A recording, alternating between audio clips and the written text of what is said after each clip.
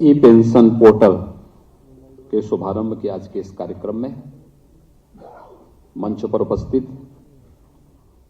प्रदेश सरकार में मेरे वरिष्ठ सहयोगी उप मुख्यमंत्री श्री केशव प्रसाद मौर्य जी, उप मुख्यमंत्री श्री ब्रजेश पाठक जी, वित्त एवं संसदीय कार्य विभाग के मंत्री श्री सुरेश कुमार खन्ना जी, प्रदेश के मुख्य सचिव श्री दुर्गा शंकर मिश्र जी, अपर मुख्य सचिव वित्त श्रीमती एस राधा चौहान जी,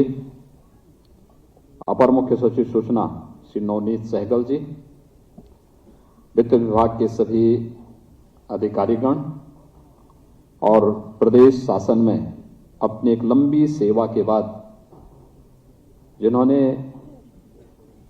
प्रदेश को अपने कार्यों के माध्यम से शासन की मंशा के अनुरूप आगे बढ़ाने में अपना योगदान दिया है, ऐसे हमारे सभी वरिष्ठ नागरिकगण, प्रदेश के सभी जनपदों से जुड़े हुए सभी वरिष्ठ नागरिकगण, हमारे प्रशासन से जुड़े हुए अधिकारीगण और उपस्थित भाइयों बहनों, मैं सबसे पहले आज मई दिवस है, श्रम के महत्व को रेखांकित करने वाला और उसका सम्मान करने वाला दिवस, और आपने अपने जीवन का एक बहुमूल्य समय प्रदेश के विकास में के योगदान में लगाया है, तो मैं सबसे पहले आप सबको और प्रदेश के सभी उन श्रमिकों को, उन नागरिकों को, उन सभी कार्मिकों को जिनके श्रम से प्रदेश विकास के पथ पर अग्रसर हुआ है, लोक कल्याण के पथ पर आगे बढ़ा है, उन सबको मई दिवस की हृदय से बधाई देता हूं। और आज इस अवसर पर यहां पर उत्तर प्रदेश शासन के द्वारा ई पेंशन पोर्टल का शुभारंभ भी किया जा रहा है, जिससे प्रदेश के 11.5 लाख कार्मिक सीधे सीधे लाभान्वित होंगे। मैं इस अवसर पर आप सबको हृदय से बधाई देता हूं, आप सबके प्रति अपनी शुभकामनाएं भी देता हूं। वास्तव में तकनीक कैसे व्यक्ति के जीवन में परिवर्तन ला सकती है। 2014 में जब प्रधानमंत्री मोदी जी ने देश की बागडोर संभाली थी, उस समय भी उन्होंने पूरे देश का आह्वान किया था कि हमें एक भ्रष्टाचार मुक्त व्यवस्था के लिए तकनीक का अधिक से अधिक उपयोग करना चाहिए। सामान्यतः जैसे लोग छोटी घटना मानते हैं, यह आवश्यक नहीं कि वह घटना जो हमें छोटी लगती है लेकिन जिस पर बीतती है उसके लिए भी छोटी हो, उसके लिए तो वह घटना ही अपने आप में बड़ी होती है। और इसलिए अपनी समस्या के समाधान करने के लिए व्यक्ति को क्या क्या नहीं करना होता है, इन सभी परेशानियों को ध्यान में रख करके और प्रधानमंत्री मोदी जी की प्रेरणा से प्रदेश ने विगत 5 वर्ष के दौरान तकनीक का अधिकाधिक उपयोग करके हुए प्रदेश के 24 से 25 करोड़ लोगों के जीवन में कुछ व्यापक परिवर्तन लाने की जिस एक अच्छी मंशा से कार्य प्रारंभ किया, आज उसका परिणाम भी जीवन के प्रत्येक क्षेत्र में देखने को मिल रहा है। और अपने उन सभी पेंशन धारकों के लिए जो इस समय पेंशन प्राप्त कर रहे हैं या जिन्हें पेंशन प्राप्त करना है, इन सभी के लिए आज ई पेंशन पोर्टल इसी प्रक्रिया का एक हिस्सा है, जिससे आपके जीवन को और सरलीकरण किया जा सके। और हम कह सकते हैं यह ईज ऑफ लिविंग का ही एक हिस्सा है, व्यक्ति के जीवन को सरलीकरण करना। मुझे लगता है अपने से बहुत सारे लोग ऐसे रहे होंगे जिन्होंने अपने से पूर्व के लोगों को खूब इस दृष्टि से परेशान जरूर किया होगा, होता ही है।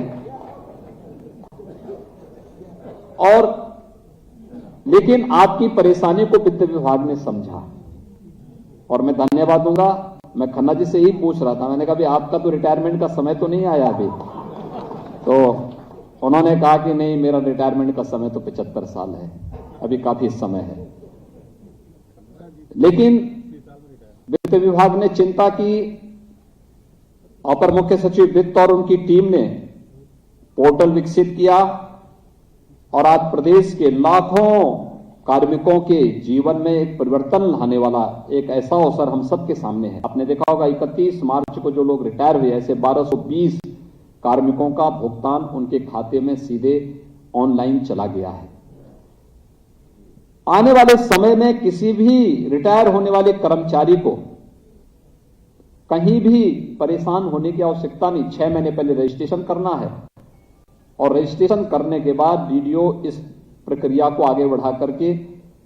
30 दिन के अंदर पूरी जानकारी जो भी उन्हें लेना है वो जानकारी लेगा। और जो जानकारी अगर वह अपने स्तर पर प्रयास नहीं कर रहा है और किसी व्यक्ति ने गलत जानकारी दी है और उसने उसको वेरीफाई नहीं किया है, नहीं कराया है, तो यह अपने आप ही वह उसके लिए स्वयं जिम्मेदार होगा। ये उसकी जिम्मेदारी हो जाएगी कि वह इस बात को तय कर लें कि कोई भी इसमें गलत न हो। डीडीओ के बाद पीपीओ के पास वो कार्रवाई के लिए जाएगा, पीपीओ के बाद फिर पेंशन 3 महीने पहले आपके पास आ जाएगा कि आपके पेंशन के कागज अब हो चुके हैं। नहीं तो होता क्या है, कोई कर्मचारी रिटायरमेंट के पास जाता है तो अंतिम 6 महीने तो वह रिटायरमेंट के पहले कागज, रिटायरमेंट के कागज बनाने में लगाता है। रिटायरमेंट के ये कागज बनाना, वो कागज बनाना, और चूंकि उसको भी बुरा इसलिए नहीं लगता क्योंकि उसने बहुत सारे लोगों को परेशान किया होगा पूर्व में, जाने अनजाने में ही सही, इसलिए। लेकिन मुझे लगता है कि बहुत सारे लोग सचमुच पीड़ित रहते हैं क्योंकि उसने तो कोई गलती नहीं की, वो तो अपना सामान्य अपने कार्य के साथ जोड़ रहा है, अपना काम कर रहा है, लेकिन अनावश्यक कार्यालयों का चक्कर लगाना, जिस कार्यालय में कल तक वो बॉस था आज वहां लाइन पे खड़ा हो रखा है, कैसी स्थिति होगी उसकी। आपकी इस पूरी परेशानी को समाधान करने का एक माध्यम बनाया है यहां पर वित्त विभाग ने। और अभी तो यह उत्तर प्रदेश शासन के कर्मचारियों के लिए व्यवस्था लागू की गई है, लेकिन साथ साथ अभी पुलिस विभाग को और अन्य जो विभाग इससे नहीं जुड़ पाए हैं वे विभाग भी इस प्रक्रिया के साथ अगर जुड़ेंगे तो आने वाले समय में लाखों लोग इस योजना का लाभ प्राप्त करेंगे और पेंशन के लिए किसी को भी भटकना नहीं पड़ेगा। मैं इसके लिए सबसे पहले आपको हृदय से बधाई देता हूं और अपनी शुभकामनाएं देता हूं। दूसरा सबसे बड़ी बात जो यहां पर इसकी जो उपलब्धता, वो इसकी जो सबसे अच्छी बात वो है कि कॉन्टैक्ट लेस है। आपको कहीं जाना नहीं, ऑनलाइन रजिस्ट्रेशन करना है, सारी प्रक्रिया ऑनलाइन होगी। ये पेपरलेस है, पेपर के जो मोटे मोटे वो बनते हैं उसकी भी आवश्यकता नहीं पड़ेगी, सारी चीजें उसी के साथ इसको जोड़ना है। कैशलेस है,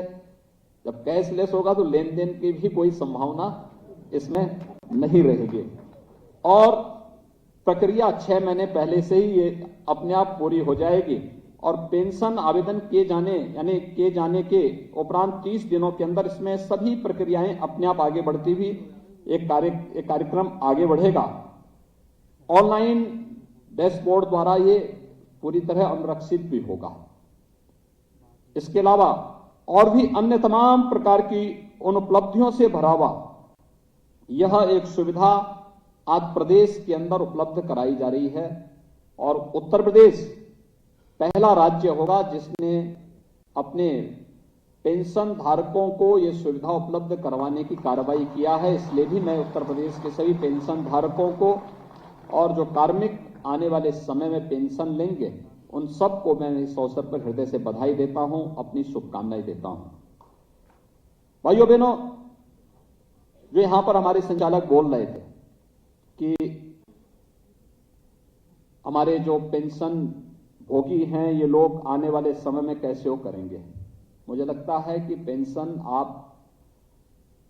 आपने सरकार के साथ जो एग्रीमेंट किया है उस एग्रीमेंट के क्रम में ये पेंशन आपको प्राप्त हो रही है। जो आपने यहां पर कार्य किया है वो कंट्रीब्यूशन कर्मचारी का भी होता है, स्टेट का भी होता है, तो आपको मिल रहा है एक कर्मयोगी के रूप में जो योगदान आपने दिया है, तो आप पेंशन भोगी नहीं, पेंशन योगी के रूप में ही आपका सम्मान इस रूप में होना चाहिए, क्योंकि आपने जो योगदान दिया है उस योगदान के प्रति शासन और आपके स्वयं के कंट्रीब्यूशन का प्रतिफल आपको प्राप्त हो रहा है और यह सचमुच उसी रूप में हमें आगे भी बढ़ाना चाहिए। क्योंकि आपने देखा होगा कि जो वित्त विभाग ने दिया है अंत में योगक्षेम वया महम, यह भाव ही हमारा होना चाहिए और यह कल्याणकारी भाव जब भी व्यक्ति के मन में होगा, समाज के मन में होगा, लोक के मन में होगा, तो उसका आगे का जीवन उतना ही सुखद और उतना ही प्रसन्नचित्त होगा। देखिए, हमें हमेशा अच्छी और सकारात्मक सोच के साथ आगे बढ़ना होगा। अच्छी और सकारात्मक सोच व्यक्ति को एक नई ऊर्जा से ओतप्रोत करता है, उसके जीवन में खुशहाली लेके आता है। नकारात्मक सोच व्यक्ति की अवनति की ओर लेके जाता है, लेकिन सकारात्मक सोच व्यक्ति को उन्नति की ओर लेके जाता है। जो व्यक्ति सोचता है कि ये गलत है, हर जगह उसको गलत ही दिखाई देता है, हर जगह उसको खामी ही दिखाई देती है, हर जगह बुराई ही दिखाई देती है, तो वह व्यक्ति कभी भला नहीं कर सकता। न स्वयं का भला कर सकता है, न समाज का, न लोक का। अच्छी सोच, अच्छा देखना, अच्छा सोचना, अच्छा करना और अच्छी सकारात्मक भाव के साथ आगे बढ़ने की व्यवस्था करना। अब अपने जीवन के अनुभव का, जिसने किसी भी क्षेत्र में काम किया है, उसमें से बहुत सारे लोग होते हैं जिनकी बहुत सारी सेवाएं हमें शासन में भी लेनी होती है। बहुत सारे लोग ऐसे हो सकते हैं जो समाज के लिए अपने वानप्रस्थ जीवन के इस अमूल्य कालखंड का उपयोग समाज के लिए कुछ रचनात्मक करने में भी कर सकते हैं, क्योंकि आपके पास एक लंबा अनुभव होता है। कोई भी पेंशन धारक होता है, उसके पास जीवन का 35 से लेकर 35-40 वर्ष का एक लंबा अनुभव होता है और ये लंबा अनुभव ही वास्तव में व्यवहारिक ज्ञान है। आपने जैसा जीवन जिया है, लोगों को उसके अनुरूप बनाने और उसके अनुरूप उन समस्याओं से, उन चुनौतियों से बचाने के लिए सही उपाय आप दे पाएंगे, उनको बता पाएंगे कि देखिए इस समस्या का समाधान इस रूप में हो सकता है। हम देखते हैं बहुत सारे ऐसे कर्मचारी होते हैं जिन्होंने लंबा समय एक पटल पर एक कार्य के साथ आगे बढ़ाया है और जब अपना प्रेजेंटेशन, अपना अनुभव बताते हैं तो अनुभव वर्तमान के लिए और आने वाली पीढ़ी के लिए अत्यंत उपयोगी हो जाता है। अलग अलग क्षेत्र से जुड़े हुए लोग इस क्षेत्र में जुड़ सकते हैं और उससे लाभान्वित हो सकते हैं। और मेरा आप सबसे यही आग्रह होगा, जितने भी हमारे सीनियर सिटीजन्स हैं, कि जीवन में नकारात्मकता को कोई स्थान मत दीजिए। अपने जीवन को अपने तरीके से प्रफुल्लित होकर के जीने की हमें एक नई आदत डालनी पड़ेगी और अपने को अधिकाधिक समाज के लिए उपयोगी बनाना होगा। याद रखना कि भारत की आश्रम की पद्धति ने जीवन को 4 भागों में विभाजित किया है। एक, सबसे पहला ब्रह्मचर्य आश्रम का, यानी ब्रह्मचर्य आश्रम का मतलब व्यक्ति को जब ज्ञान की साधना में लीन होना है।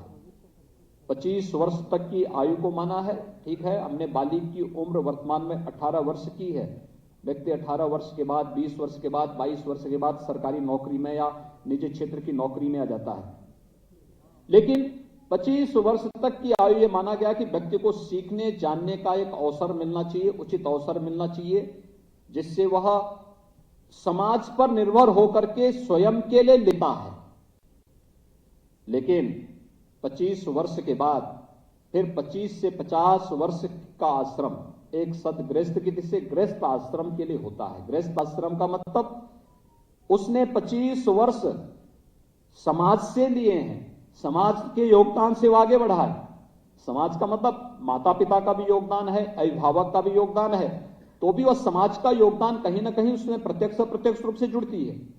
लेकिन अब 25 वर्ष, ये 25 वर्ष जो शेष आगे के हैं अभी, इन 25 वर्षों में उस व्यक्ति को अपने गृहस्थ आश्रम का मतलब उसने जो 25 वर्ष समाज से लिए थे, अब इन 25 वर्ष में वह अपने को पैरों पर खड़ा होने की आदत डाले,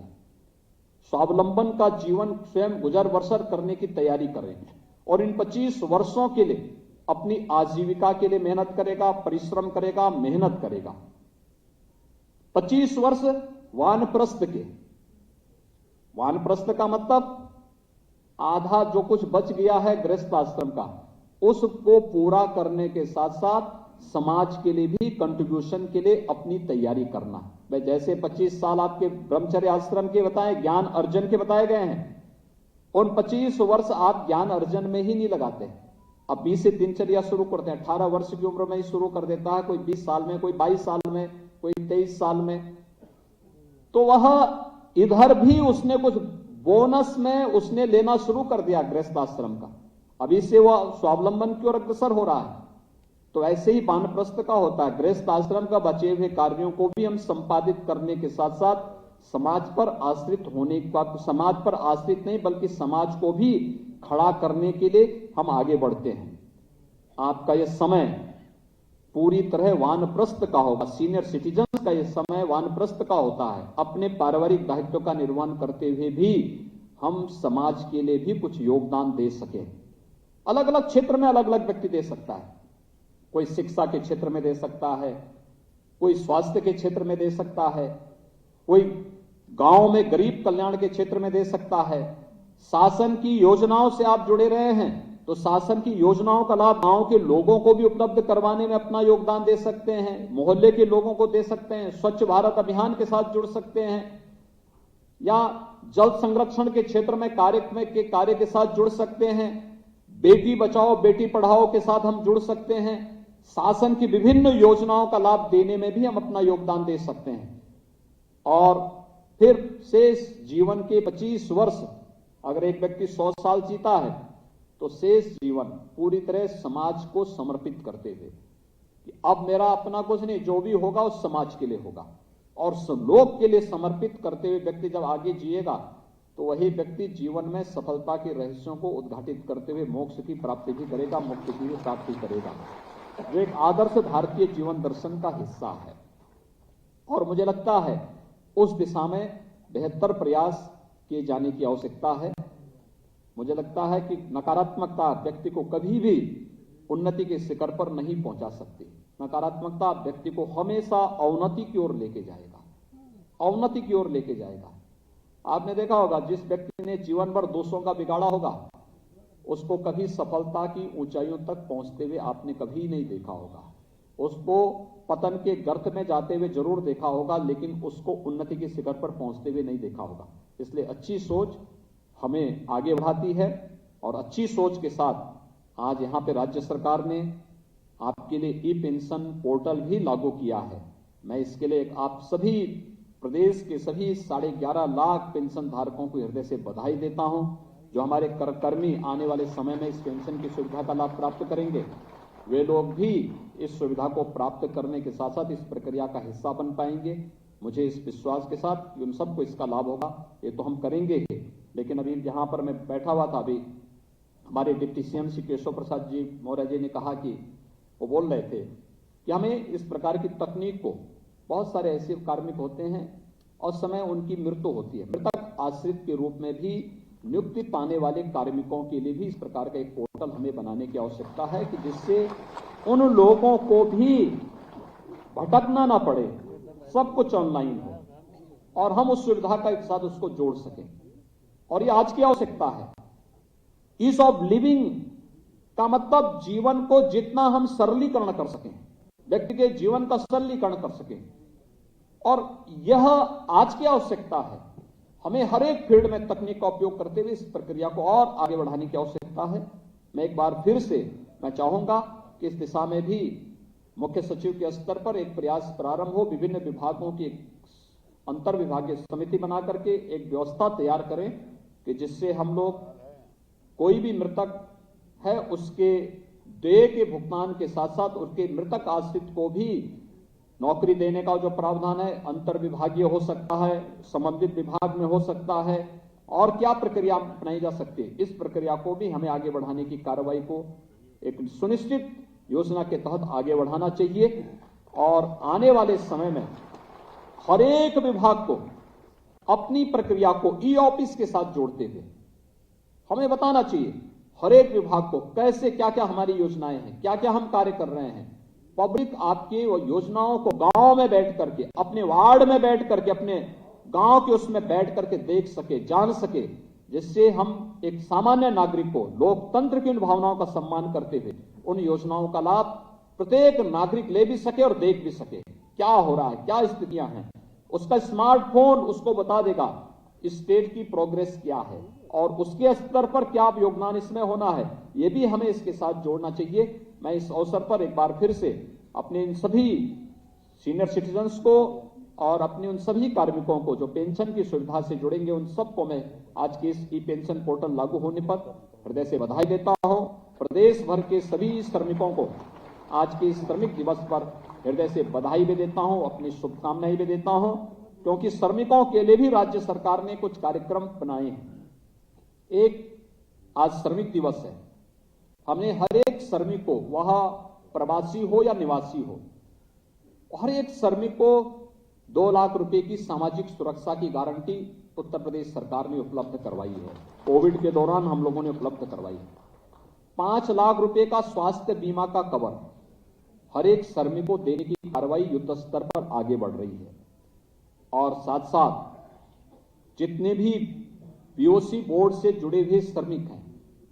जिन्होंने अपना रजिस्ट्रेशन करा रखा है, उन सभी श्रमिकों के बच्चों के लिए हम लोगों ने एक व्यवस्था की, क्योंकि वो श्रमिक आज लखनऊ में है, 2 महीने के बाद फिर वह जाकर के बरेली या कानपुर में जाके काम करता है, जहां उसको काम मिलता वहां भटकता है, परिवार को साथ में लेके जाता, बच्चे नहीं पढ़ पाते हैं। उनके बच्चों के लिए कोरोना कालखंड में जो बच्चे अनाथ हुए थे, उन बच्चों के लिए, जो बच्चे अनाथ हैं उनके लिए भी, और साथ साथ हमें उसमें जोड़ना चाहिए रेलवे स्टेशन पर, बस स्टेशन पर या इधर उधर तमाम ऐसे बच्चे भटकते हैं जिनमें प्रतिभा तो है, लेकिन उचित गाइडेंस के अभाव में उन बच्चों को पठन पाठन का कोई बेहतर माहौल न होने के नाते बाद में गलत मार्ग पर वे जाते हैं और अपराध की दुनिया में जाकर के अपनी पूरे जीवन को बर्बाद करते हैं। उन सभी के लिए हम 18 अटल आवासीय विद्यालय 18 कमिश्नरी में पहले चरण में बना रहे हैं, जिसमें उन बच्चों को बेसिक से लेकर के यानी 5वीं तक, एक पहली से 5वीं तक पढ़ाने की व्यवस्था अलग विद्यालय में, लेकिन 6ठी से लेकर के 12वीं तक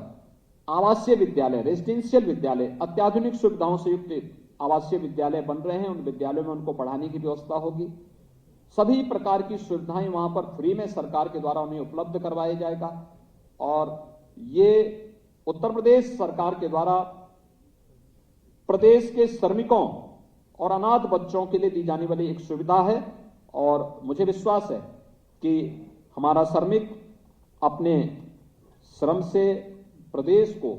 विकास की एक नई ऊंचाइयों तक पहुंचाने में और प्रदेश के निर्माण में, प्रदेश के निर्माण की जिस प्रक्रिया को हम तेजी के साथ प्रधानमंत्री मोदी जी के नेतृत्व में आगे बढ़ा रहे हैं, उसको आगे बढ़ाने में अपना योगदान देगा। आप सबके प्रति मेरी शुभकामनाएं, आपके सुखद और मंगलमय जीवन की कामना करते हुए मैं आप सबको एक बार फिर से बधाई देता हूं। धन्यवाद। जय हिंद।